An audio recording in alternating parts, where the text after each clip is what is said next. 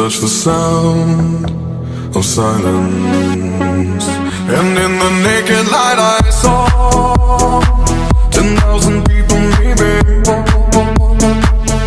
People talking without speaking, people hearing without listening, people writing songs that voices never share.